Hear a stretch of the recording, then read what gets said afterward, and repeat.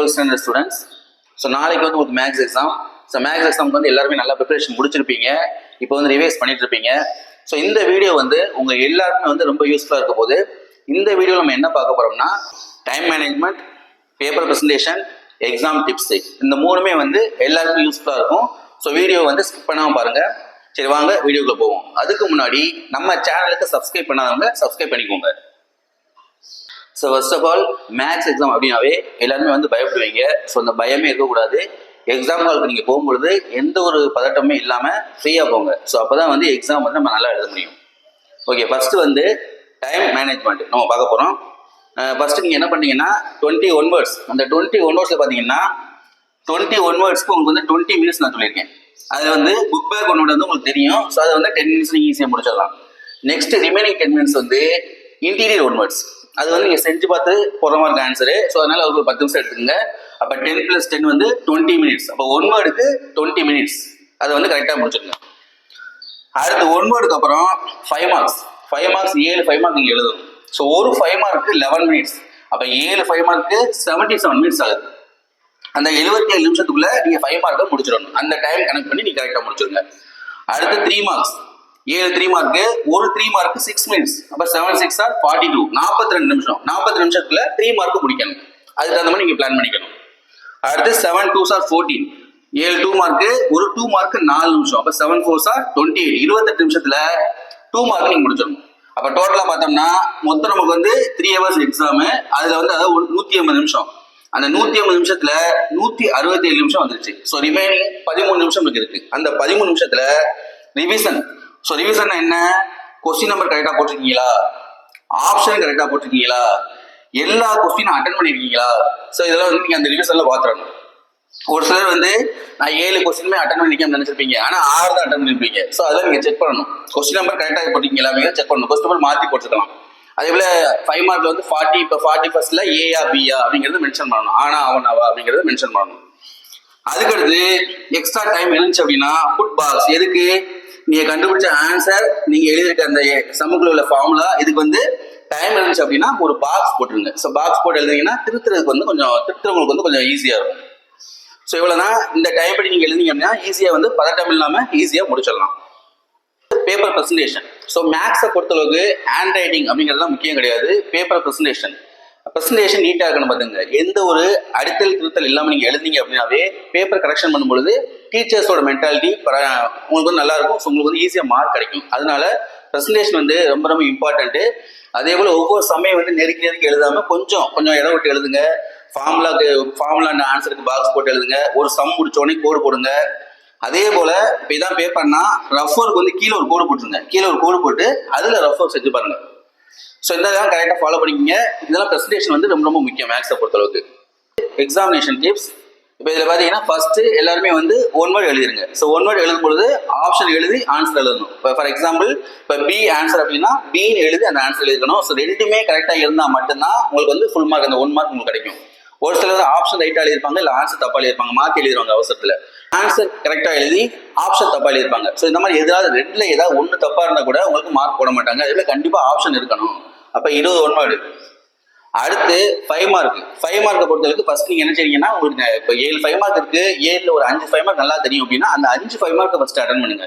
அதே போல நீங்க சூஸ் பண்ற 5 மார்க் வந்து ஈஸியா முடிக்கிற மாதிரி. இப்போ 2 5 மார்க் கொடுத்துருப்பாங்க எதிராக சாய்ஸ்ல, உங்களுக்கு ரெண்டுமே தெரிஞ்சிருக்கலாம். அந்த 2ல் எது ஈஸியா இருக்கும் அப்படிங்கிறத பார்த்து நீங்க அட்டன் பண்ணணும். அப்பதான் வந்து அந்த டயத்துக்குள்ள நம்ம கரெக்டாக முடிக்க முடியும். ஸோ அதான் மெயின். அப்போ 7 5 மார்க்கு அதில் வந்து எதெல்லாம் தெரியுமோ அதில் ஃபர்ஸ்ட் செஞ்சிருங்க 7 5 மார்க்ல.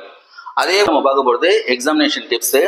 இப்போ இதில் பார்த்தீங்கன்னா ஃபர்ஸ்ட் நீங்கள் வந்து எக்ஸாம் ஹாலுக்கு போனோடனே வந்து ஸோ உங்களுக்கு வந்து கொஸ்டின் பேப்பர் கையில் கொடுத்துருவாங்க. அந்த கொஸ்டின் பேப்பர் நீங்கள் என்ன பண்ணுறீங்க அப்படின்னா, ஃபர்ஸ்ட் உங்களுக்கு எதெல்லாம் தெரியும் அப்படிங்கிறத வந்து மைண்ட்லேயே குறிச்சு வச்சுக்கோங்க. கொஸ்டின் பேப்பரில் குறிக்கக்கூடாது. கொஸ்டின் பேப்பரில் only right register number. So மைண்டில் குறிச்சு வச்சுக்கோங்க. ஸோ அதெல்லாம் வந்து எதெல்லாம் ஈஸியாக அட்டன் பண்ண முடியுமோ அதெல்லாம் வந்து பார்த்து வச்சுக்கோங்க. உங்களுக்கு 10 நிமிஷம் டைம் கொடுப்பாங்க. அதுக்கடுத்து பேப்பர் கொடுப்பாங்க. ஸோ எக்ஸாமில் வந்து காமன் கழிச்சு வந்து எக்ஸாம் எழுத ஸ்டார்ட் பண்ணுவீங்க. ஸோ ஃபர்ஸ்ட் நீங்கள் என்ன பண்ணீங்கன்னா 1 வேர்டு எழுதிருங்க. 1 word 20 1 word. ஸோ அந்த 20ல் வந்து மேக்ஸிமம் 15 1 வேர்ட்ஸ் வந்து புக் பேக் தான் கேட்க போகிறாங்க. அப்போ அந்த 15 1 வேர்டை ஃபர்ஸ்ட் எழுதிருங்க. ரிமைனிங் 1 வேர்ட்ஸ் வந்து ஆன்சர் கண்டுபிடிக்க முடிஞ்சா செஞ்சு பாருங்க. ஃபர்ஸ்ட் செஞ்சு பார்த்து எழுதுங்க, ஆன்சர் கண்டுபிடிச்சிடலாம்.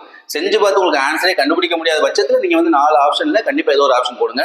அதே போல எந்த ஒன் வேர்டையும் பிளாங்கா விடக்கூடாது. உங்களுக்கு ஆன்சரே தெரியலையா, ஏதோ ஒரு ஆப்ஷன் எழுதி ஆன்சர் எழுதி வச்சிருங்க. கண்டிப்பா வந்து உங்களுக்கு வந்து சப்போஸ் அந்த ஆன்சர் ரைட்டா இருந்துச்சுன்னா மார்க் அடிக்க வாய்ப்பு இருக்கு. அதே போல எந்த கொஸ்டினுமே விட வேணாம், எல்லா கொஸ்டினையும் அட்டன் பண்ணணும், அதுதான் முக்கியம். அப்ப 20 ஒன் வேர்டு எழுதியாச்சு. Next 5 mark. 5 மார்க்ல 7 5 மார்க் எழுதணும். அந்த 7 5 மார்க்ல வந்து உங்களுக்கு ஒரு 5 5 மார்க் நல்லா தெரியுது அப்படின்னா அந்த 5 5 மார்க் அட்டன் பண்ணுங்க. அந்த 5 5 மார்க்லயும் பாத்தீங்கன்னா எந்த 5 மார்க் வந்து ஈஸியான 5 மார்க், அதாவது எது வந்து ஷார்ட்டா நம்ம சீக்கிரம் முடிச்சிடலாம் அப்படிங்கிற 5 மார்க் பார்த்து நீங்க அட்டன் பண்ணணும். இப்போ 2 5 மார்க் ஏபி 2 சாய்ஸ் 2 கொடுத்துருக்காங்க ஆப்ஷனு. அந்த 2 கொஸ்டினுமே உங்களுக்கு தெரிஞ்ச கொஸ்டினா இருக்கு. சப்போஸ் அந்த 2 கொஸ்டின்லையும் பார்த்தீங்கன்னா எது ஈஸியாக இருக்கும், ஒரு கொஸ்டின் பார்த்தீங்கன்னா 3 பக்கம் வரலாம், ஒரு கொஸ்டின் ஒரு பக்கத்துலேயே முடிஞ்சிடலாம். ஸோ அந்த ஒரு பக்கத்தில் முடியக்கூடிய கொஸ்டினை தான் நீங்கள் வந்து அட்டன் பண்ணணும். அப்போ தான் வந்து நம்ம அந்த டைமை வந்து கீப் அப் பண்ண முடியும். ஓகேங்களா? சரி, அதே போல் இப்போ நல்லா தெரிஞ்ச சம்ம ஃபஸ்ட்டு எழுதிருங்க. நல்லா தெரியாத சம்ம கண்டிப்பாக கொஸ்டின் நம்பர் போட்டு, உங்களுக்கு வந்து ஒரு 2 சம் தெரியவே இல்லை அப்படின்னா கொஸ்டின் நம்பர் போட்டு அந்த சம் ரிலேட்டட் ஏதாவது எழுதி வைங்க. எதுக்காக அப்படின்னா சப்போஸ் கொஸ்டின் தப்பா இருந்துச்சு அப்படின்னா நீங்க அட்டன் பண்ணியிருந்தாவே அந்த கொஸ்டினுக்கு மார்க் கிடைக்கும். அதனால கண்டிப்பா வந்து 7 5 மார்க்னா கண்டிப்பா 7 5 மார்க் அட்டன் பண்ணிருங்க. ஃபர்ஸ்ட் தெரிஞ்சதுல எழுதிருங்க, லாஸ்ட்ல தெரியாத கொஸ்டின் நம்பர் போட்டு அது சம்பந்தமா ஏதாவது நீங்க வந்து அட்டன் பண்ணி வைங்க. அப்போ உங்களுக்கு வந்து மார்க் கிடைக்க வாய்ப்பு இருக்கு.